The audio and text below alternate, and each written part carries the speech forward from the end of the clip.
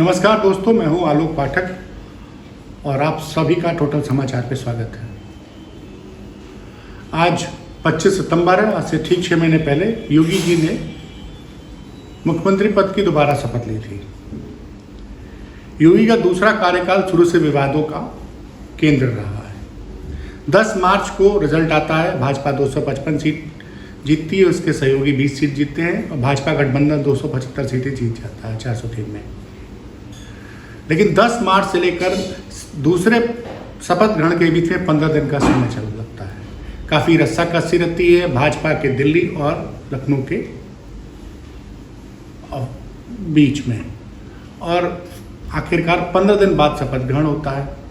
शपथ ग्रहण में एक सबसे बड़ा चौंकाने वाला नाम ये होता है कि पूर्व मुख्यमंत्री दिनेश शर्मा को इस बार शपथ नहीं दिलाई गई और बसपा से आए हुए ब्रजेश पाठक का कद अचानक से बढ़ा दिया गया। जो पिछली सरकार में कानून मंत्री थे, उनको इस बार उप मुख्यमंत्री बना दिया गया।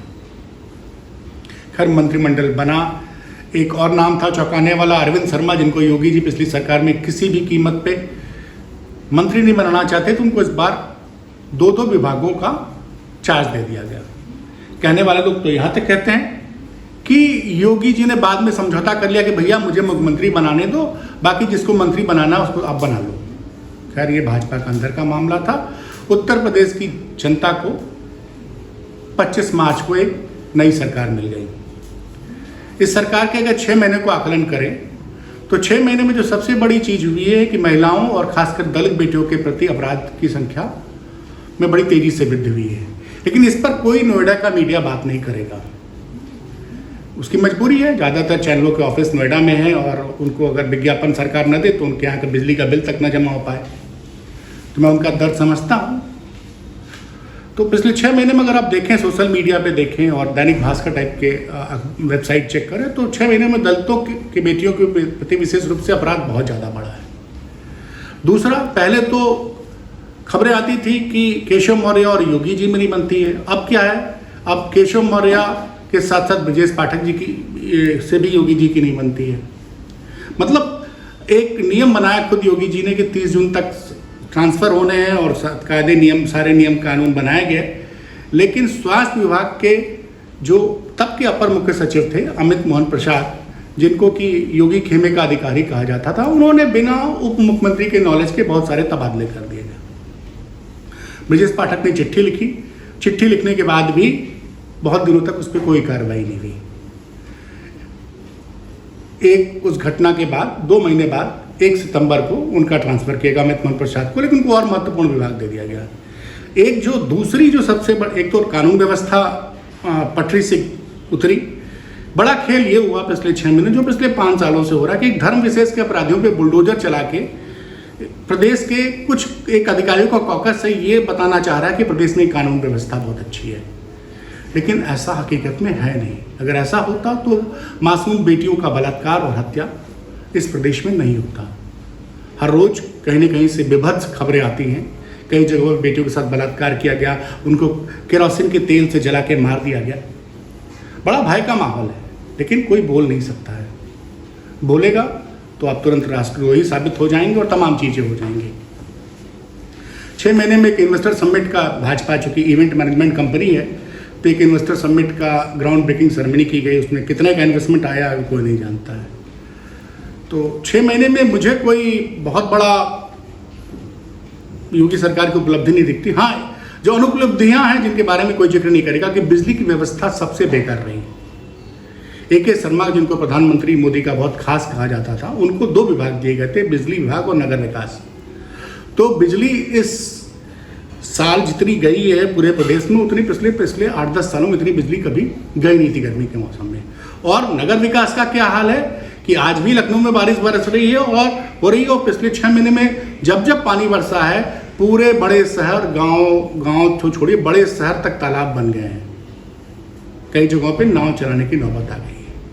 यह है उत्तर प्रदेश में प्रधानमंत्री के बहुत करीबी कहे जाने वाले 2 मंत्रियों के का विभाग का चार्ज लिए 2 विभाग का चार्ज लिए सुपर हैवीवेट मंत्री AK शर्मा का रिपोर्ट कार्ड। और एक चीज़ और थी 3 महीने योगी जी ने शपथ ली। मार्च में एक बहुत ताकतवर अधिकारी थे अवनीश अवस्थी, इनका रिटायरमेंट ड्यू था अगस्त के महीने में। अधिकारियों को एक खेमा लगा हुआ था कि किसी तरह से अवस्थी जी का एक्सटेंशन न मिलने पाए। अवस्थी जी चूँकि बहुत मेहनत करते हैं, दिन रात योगी जी के प्रति समर्पित रहते थे। उनका उद्देश्य रहता था कि जो योगी जी सोचते हैं उसको ज़मीन पे इम्प्लीमेंट कर दिया जाए। मतलब पूरे 3 महीने तक अधिकारियों का एक गैंग खेल खेलता रहा कि किसी तरह से अवनीश अवस्थी को एक्सटेंशन न मिले। खैर, इस खेल पे वज्रपात हो गया। अवनीश अवस्थी का रिटायरमेंट 31 अगस्त को तो हो गया, लेकिन खेल खेलने वाले सदाबहार खिलाड़ी का भी खेल हो गया। मैं कहता ना, ऊपर वाला बहुत दूर तक देखता है गुरु। अगर मैं आज कोई अपराध कर रहा हूं तो महादेव उसकी सजा मुझे देंगे, लेकिन ये सत्ता में बैठे हुए अधिकारी और नेता सोचते हैं कि ये इनके बाप की जागीर है, ये जो चाहेंगे कर लेंगे, इनका कोई कुछ नहीं बिगड़ेगा। ये इतिहास को भूल जाते हैं। हो सकता है योगी की व्यक्तिगत रूप से बहुत अच्छी इच्छा हो, वो चाहते भी हैं कि मैं ईमानदारी से काम कर सकूं, लेकिन योगी जी की जो चाहत है वो जमीन पे हकीकत पे नहीं बदल पाती है। 66 महीने हो गए योगी जी को मुख्यमंत्री बने हुए। अगर पार्टी हस्तक्षेप कर रही है तो योगी जी को मुख्यमंत्री का पद त्याग दे देना चाहिए, या फिर पार्टी से कह देना चाहिए कि मैं मुख्यमंत्री हूं तो जो मैं चाहूंगा मुझे करने दीजिए। जो आदमी अपना इस्तीफा पॉकेट में लेके चलेगा वही इस देश में वास्तविक सुधार कर सकता है। मेरे बहुत से पत्रकार मित्र मुझसे कहते हैं कि आप योगी का विरोध करते। मैं योगी का विरोध नहीं कर रहा, योगी की नीतियों का विरोध कर रहा हूं। मैं 2006 से लखनऊ में हूं, इतनी ताकतवर ब्यूरोक्रेसी मैंने कभी नहीं देखी थी। मुख्यमंत्री तक बहुत सी खबरें मुख्यमंत्री तक पहुंचने नहीं दी जाती हैं। आखिर ऐसा कौन सा फेविकॉल टिका है जिसकी वजह से अधिकारी एक एक कुर्सी पे 5-5 साल से बैठे हुए हैं? योगी जी को अपनी ट्रांसफर नीति का खुद विवेचना करनी चाहिए। जब उन्होंने कहा है कि एक अधिकारी को 3 साल से ज्यादा एक पोस्ट पर नहीं टिकना चाहिए, तो खुद उनके कार्यालय में 5-5 साल से लोग कैसे टिके हुए हैं? ये भी आंशिक रूप से सच है, क्योंकि मैं चुनाव के दौरान काफी घूमा था, तो लोगों को का कहना था कि योगी जी के आने के बाद कानून व्यवस्था में कुछ सुधार हुआ है। मतलब आप मान सकते हैं कि 20 से 25% का सुधार हुआ था। तो मैं ये चाहूंगा कि ये सुधार 20-25 नहीं 100% हो। उसके लिए योगी जी को अपने ऑफिस में जमे जमाए स्पेशल प्रोटेक्शन ग्रुप के अधिकारियों को वहां से हटाएं, और कोई भी अधिकारी 3 साल से ज्यादा किसी पोस्ट पे न रहे, और मंत्री विधायकों के सुने और जनता से सीधा संवाद रखे।